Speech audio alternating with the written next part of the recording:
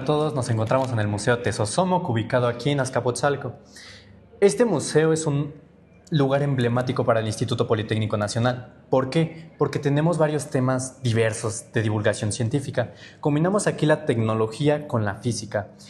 Este museo tiene algo importante, es que no solamente tenemos la opción de ver, tenemos la opción de jugar, inclusive, con ciertas partes. Por ejemplo, tenemos lo que es un brazo robótico en el cual podemos observar sus movimientos y no solamente saber, de qué se componen.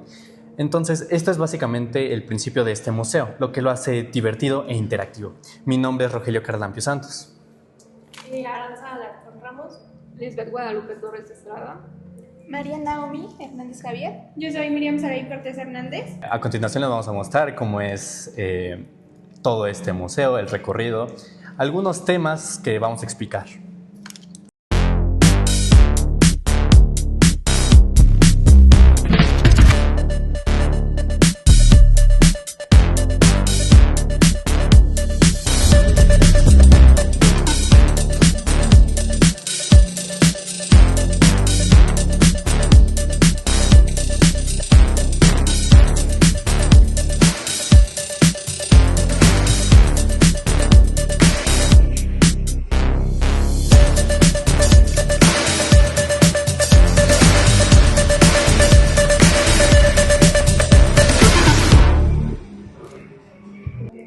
Vale, como un primer tema, yo les voy a explicar lo que es la espectrometría, o más bien lo que es el espectro electromagnético.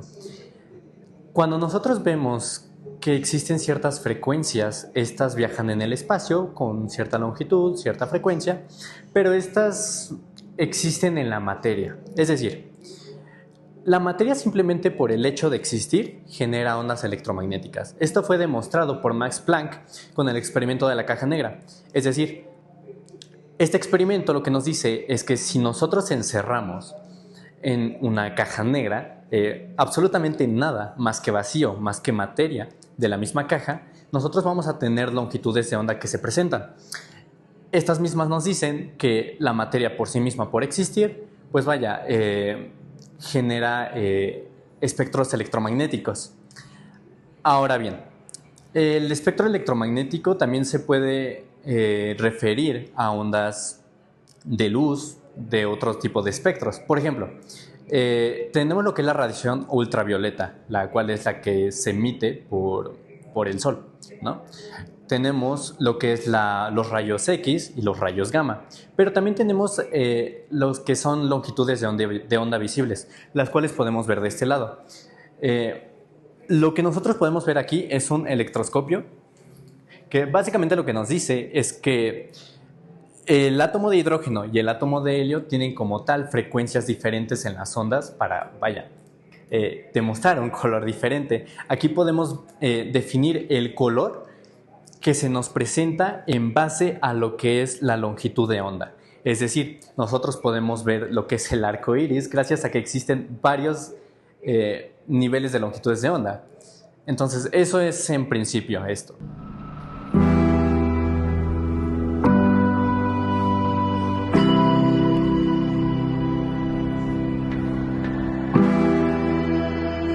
Ahora voy a explicar otro fenómeno físico, el cual fue demostrado en 1875 por William Crookes. William Crookes lo que hizo fue hacer un tubo de vacío. Este tubo de vacío tenía un ánodo y tenía un cátodo. Ahora, este cátodo lo que hacía es que hacía que los electrones viajaran hacia el ánodo de esta manera. Es decir, esta es la parte del cátodo, la parte del ánodo es esta parte que como tal no se puede ver bien, pero es como tal una parte que envuelve a lo que es el tubo, y de este lado tenemos lo que es la cruz de Malta. Lo que podemos observar aquí es que básicamente los rayos se pueden modificar por medio de campos magnéticos o campos eléctricos. Esto es un principio muy muy importante porque gracias a ello funcionan a día de hoy lo que son los televisores, las computadoras y cualquier dispositivo que utilice una pantalla.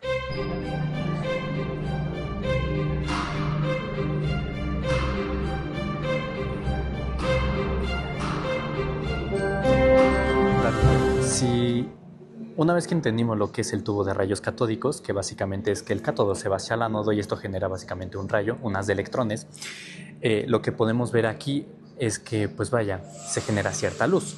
Pero esto no nos sirve aún para nada a menos que nosotros hagamos una pantalla. Este es el principio que utilizan los televisores. En principio tenemos lo que son los rayos catódicos que vienen de los haces de los electrones. Pasan desde aquí. Ahora, tenemos dos partes para hacer esto, lo que es el eje X y el eje Y. Por eso es que tenemos dos electroimanes internamente, claro, lo que nos va a hacer que cada uno de esos electrones vayan a tener cierta dirección. Ahora bien, la razón por la que tenemos ciertos colores es porque este tubo de rayos catódicos también tiene una capa de fósforo. Este fósforo, pues vaya, puede tener varios colores, pero para generar cualquier color, o al menos la combinación de ellos, tenemos lo que es el azul, lo que es el rojo y lo que es el verde. Eso es muy importante. ¿Por qué? Porque si nosotros vemos con un microscopio o incluso al ojo humano, podemos observar estos colores. Ahora bien, para observar esto de mejor manera,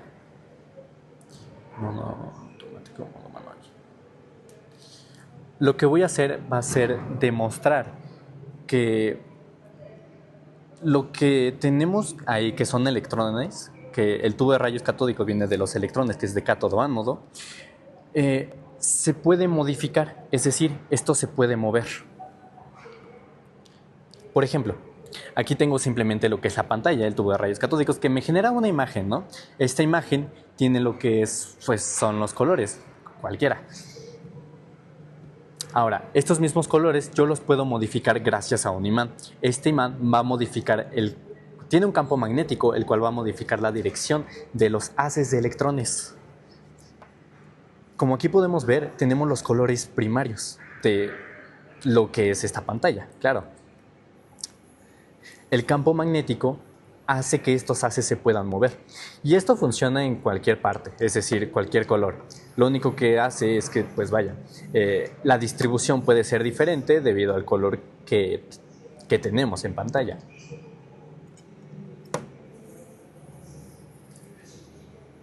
Entonces, únicamente como conclusión, los tubos de rayos catódicos vienen de cátodo a ánodo.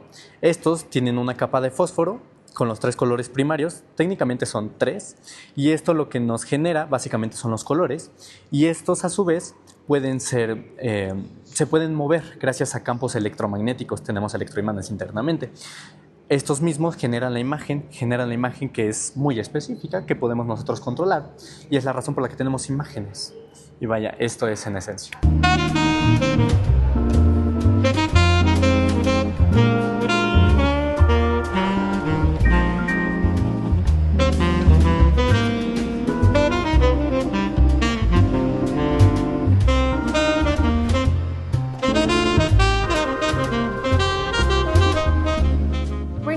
Quiero dar el recorrido. Estamos en la sala de energía sostenible, que como sabemos esto en la actualidad pues básicamente es muy importante porque la sostenibilidad implica utilizar los recursos que tenemos ahora sin perjudicar a las generaciones futuras. El recorrido en sí de esta sala inicia aquí. Tenemos un simulador se llama aerogenerador. Como sabemos, tenemos diferentes tipos de energías sostenibles. Tenemos a la solar, la eólica, maremotriz. Esto simula básicamente la eólica. ¿Y cómo funciona? Pues básicamente este ventilador lo que hace es soplar, y la corriente que es transmitida para las aspas, que al girar producen un voltaje y una tensión que se muestra en el medidor.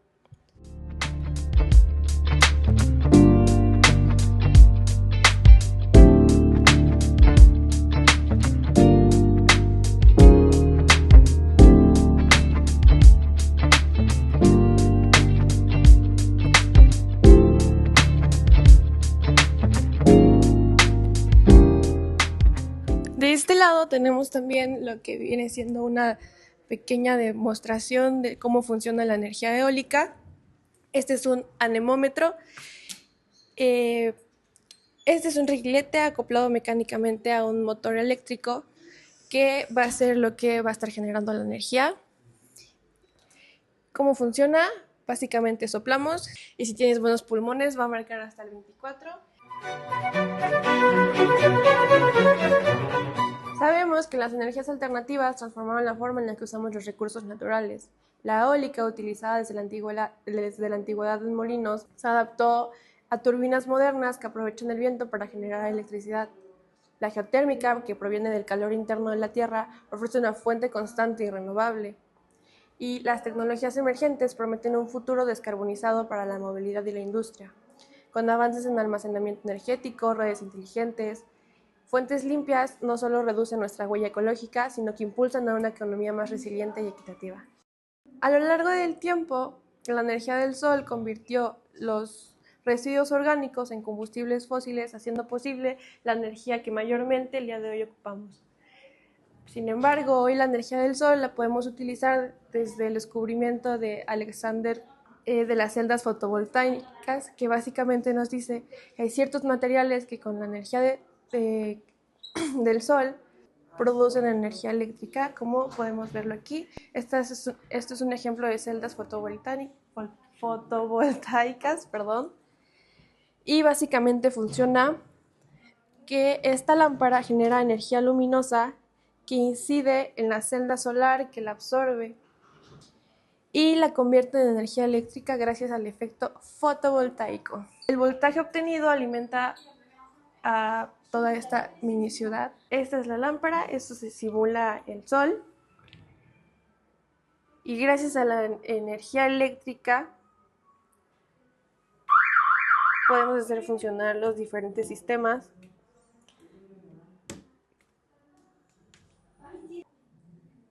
Al aplicar luz incandescente sobre las celdas fotovoltaicas, imitando la luz solar, en el voltímetro se genera una lectura de voltaje de corriente eléctrica.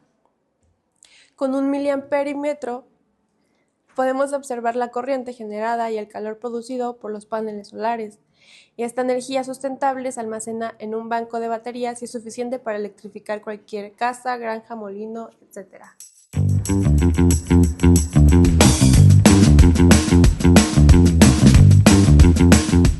Bueno, ahora comencemos con conceptos muy básicos que pues nunca pensamos que tendrían una aplicación o que podemos interactuar con ellos. Es el área de aritmética.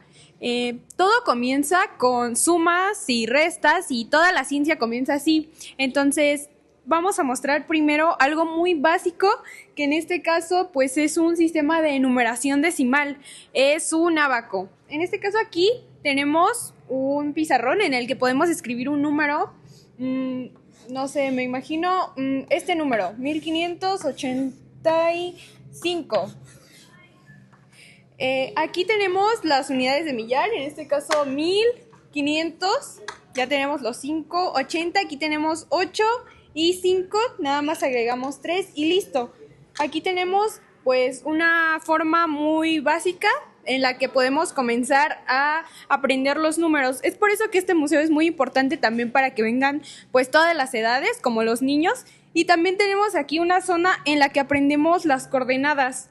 En este caso aquí tenemos distintas figuras para que sean más entretenidas y tenemos aquí las coordenadas que podemos escribirlas. Por ejemplo, aquí tenemos las diferentes secciones del plano, la primera, segunda, tercera y cuarta. Y pues aquí, por ejemplo, con la figurita azul, yo quiero estar en el menos 2,1.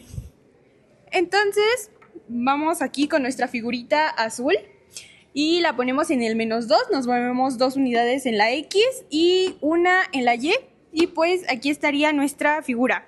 Es por eso que me gusta mucho esta parte, porque podemos ver e interactuar pues todo lo que hemos visto solamente de forma teórica. Aquí tenemos un plano como el que vimos anteriormente, pero sabemos que en la vida real no tenemos solamente planos en 2 dimensiones, sino en 3, y es por eso que aquí ya tenemos otro eje que es las X, las Y, pero en este caso también hay un vertical que son las Z, y pues aquí podemos mover nuestra pelotita para ejemplificar cómo se mueven pues también los objetos en un plano. En esta sección tenemos lo que son fracciones en las que tenemos que pues acomodarlas. Hay demasiadas para mostrar, pero por ejemplo aquí tenemos, podemos combinar estas dos que son 3/12 y así pues pueden interactuar con todas. Aquí también tenemos figuras, en este caso son planas y pues aquí nos viene el área, la base, el perímetro y sus diferentes elementos. Pero como sabemos y como ya les mencioné anteriormente, no solamente son figuras planas, también son figuras que tienen un volumen y en este caso nos la muestran perfectamente aquí como un cono, una pirámide, un cilindro, un cubo, una esfera. Y aquí tenemos la forma en la que se construyen de una manera pues muy entretenida, como lo vemos aquí. Aquí también vemos otra forma de pues expresar nuestra creatividad con matemáticas, viendo pues formando figuras con estas diferentes herramientas. También mostramos aquí otra forma que en este caso ya está resuelto, pero tenemos, por ejemplo, la mitad de X más Y. Y así pues vamos entendiendo más el lenguaje matemático con este juego tan interactivo y tan entretenido para las personas, que no solamente puede ser para niños, también para recordar un poco de temas anteriores que tú crees que son como muy básicos y de repente no sabes. Otro tema que es el binomio al cuadrado y el binomio al cubo, aquí lo ejemplificamos y me gusta mucho este tema también y pues lo podemos ver aquí, formar, ver cómo cambia y... listo. Otro tema muy importante, la probabilidad y de la estadística. La probabilidad y la estadística generalmente la asociamos con fórmulas matemáticas, con, no sé, un formulario gigante de qué probabilidad hay de esto, pero aquí lo tenemos con una máquina en la que, pues con la máquina de Galton, mostramos la funcionalidad de la campana de Gauss. Poner en función la máquina.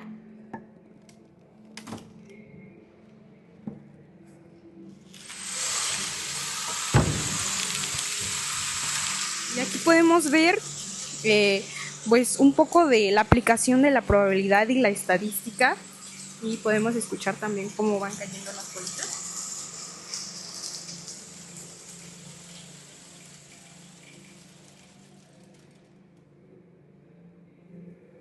Por otra parte tenemos la parte de geometría analítica que muchas veces no vemos una gran aplicación. Pero aquí tenemos la figura en grande y aquí en pequeño para que podamos interactuar con ella, teniendo un cono y otras figuras que se forman como una hipérbole, en este caso es una parábola, una hipérbole y así.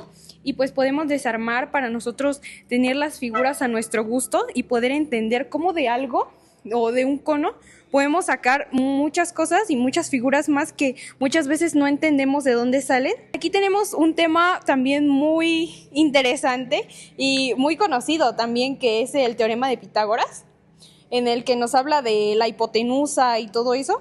Entonces, pues aquí podemos ver y jugar con las figuras para poder, pues, entender cómo sucede este fenómeno y de dónde sale. Podemos comprobarlo también mediante la práctica y moviendo los cubitos, pues también podemos ver cómo funciona. Gracias.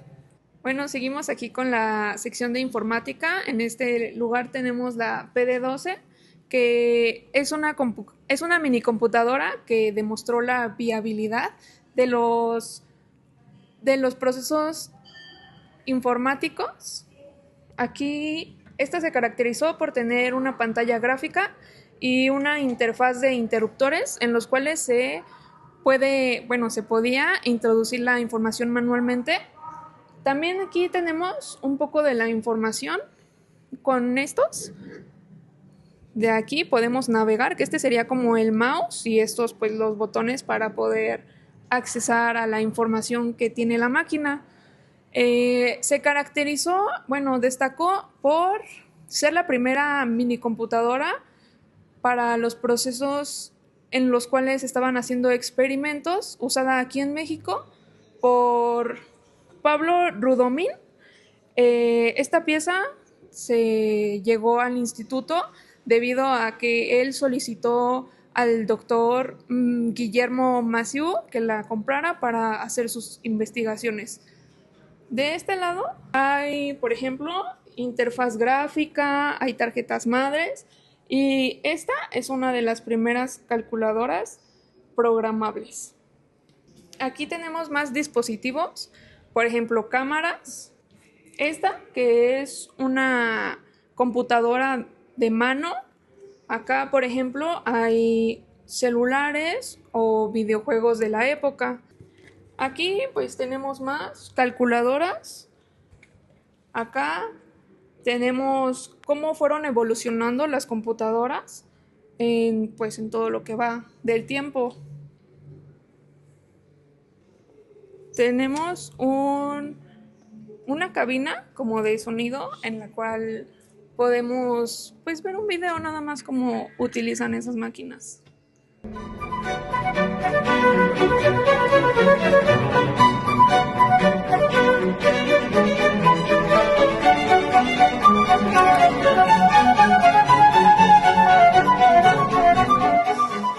Hola, buenas tardes, soy Naomi y yo voy a comentar sobre 4 tipos de motores. Vamos a empezar por el turborreactor, el motor de combustión interna de 6 cilindros, el motor eléctrico con generador y la turbina accionada por vapor.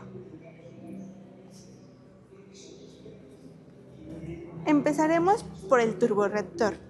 Es un motor usado principalmente en aviones.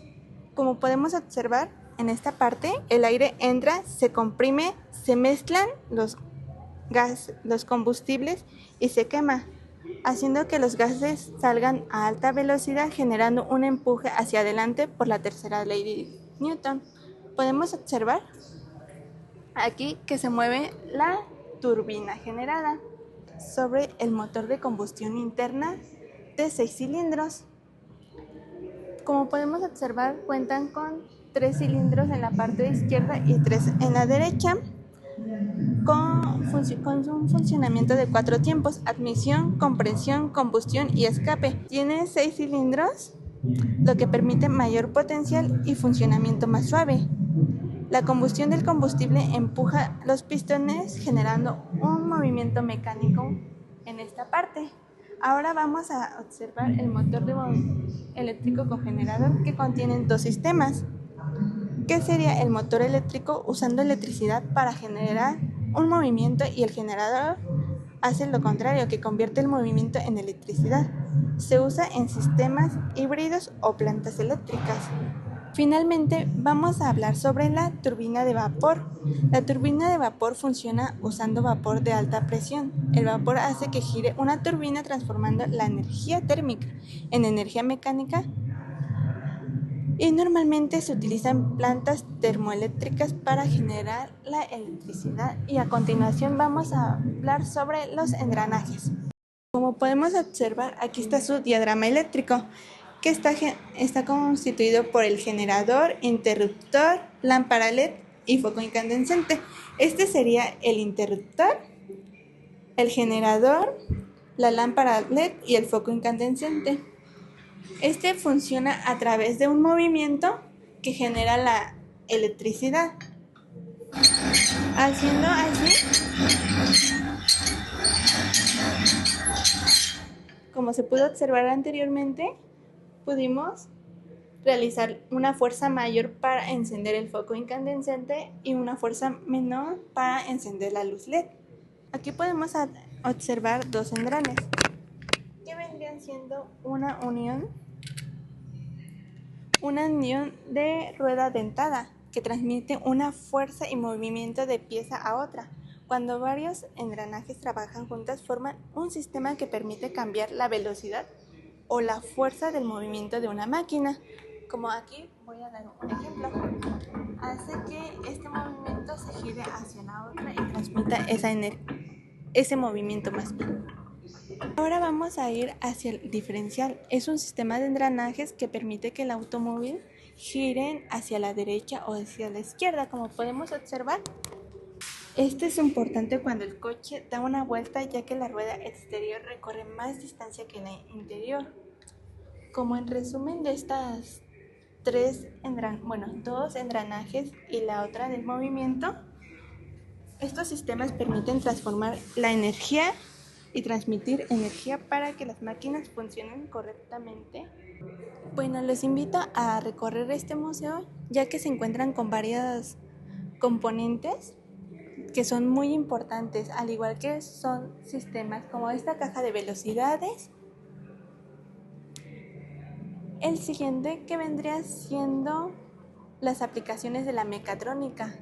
Este apartado para saber cómo está compuesto un automóvil.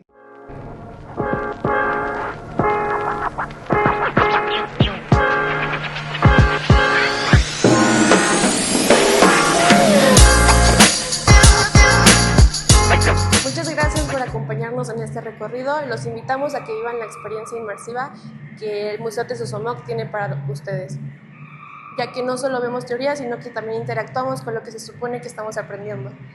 Para quienes estén interesados, el museo tiene un horario de martes a domingo de 10 de la mañana a 5 de la tarde y tiene un costo para estudiantes politécnicos de 40 pesos y para público general de 50. Muchas gracias y ojalá estén interesados.